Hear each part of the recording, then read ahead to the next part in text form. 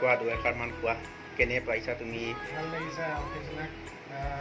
অফিচনাথত মই sound recordist হিচাপে কাম কৰি আছোঁ, লগতে সৰু কেৰেক্টাৰ এটাত অভিনয় কৰি আছোঁ। আপোনালোকে চাই থাকিব। আৰু এয়া আমাৰ মেকআপৰ কাৰণে সাজু হৈছোঁ। এই পিজু বাই মেকআপ কৰিবৰ কাৰণে ৰেডি হৈছে। পিজু বাই কেনে অনুভৱ কোৱা? খুব সুন্দৰ আলোচনা সকলোৱে চাই আছে, সকলোৱে ভাল পাইছে, আমিও ভাল পাওঁ আৰু চাই থাকিব। এয়া আমাৰ দাদু আছে, নমস্কাৰ। লগতে আমাৰ চিন্ময়দাৰ জীয়ৰী। এতিয়া দাদুৱে দুআষাৰ ক'ব। কেনে পাইছা কেৰেক্টাৰটো? এই সাংঘাতিক।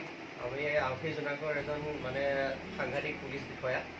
চোৰ ধৰোঁ, ডকাইত ধৰোঁ, ডাঙৰ ডাঙৰ ৰাজনৈতিক যিখিনি কেলেংকাৰী কৰা মানুহ আছে তেওঁলোককো হাতে লোতে ধৰা পৰাই হাজতলৈ পঠিয়াওঁ। যদি দুটকামান দিয়ে আকৌ উলিয়াই দিওঁ বাৰু। তাৰপৰা এতিয়া আপোনালোকে চাই থাকিব চিৰিয়েলখন, কেতিয়াও নিদিব, বেছিদিন নাই আৰু শেষ হ'বলৈ।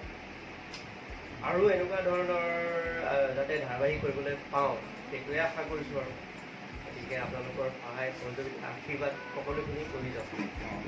আচ্ছা, ল'ৰাটোলৈ মনত পৰিছে।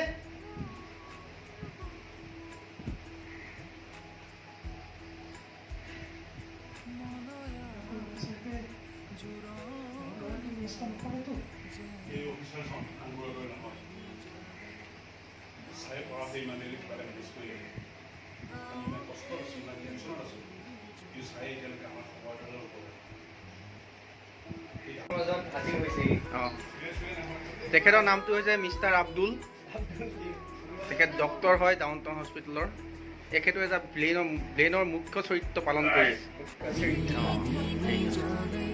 এতিয়া বাৰু ইন্সপেক্টৰ বৰা, আপুনি বাৰু এখেতৰ পৰা কিবা ঘোষ খাইছে নেকি?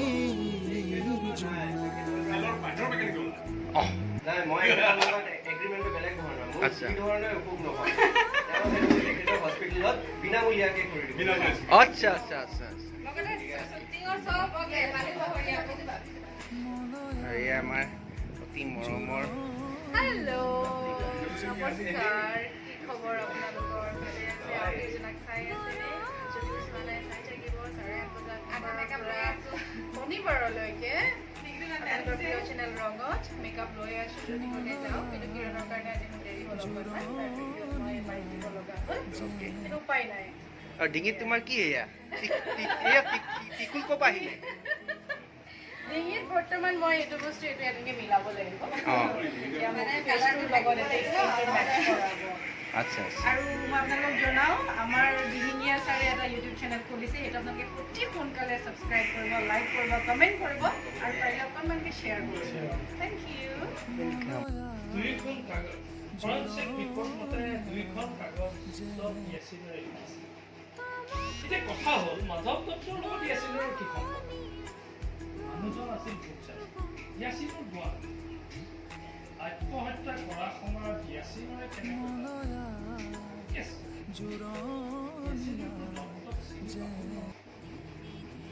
কোনোবাই ইয়াছিনৰ দ্বাৰা দত্তক হত্যা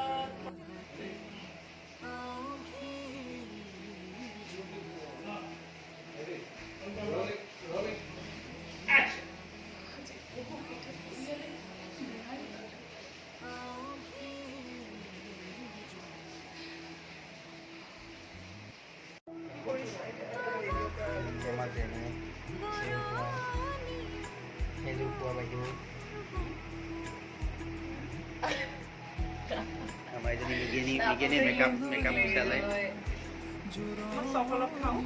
এয়া দিনটো যাব। কোনজন জেনি? জুমিবা মৰম লগা তই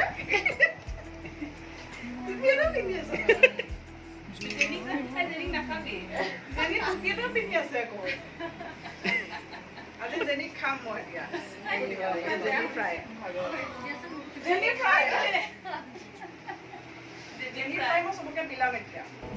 জেনি ফ্ৰাই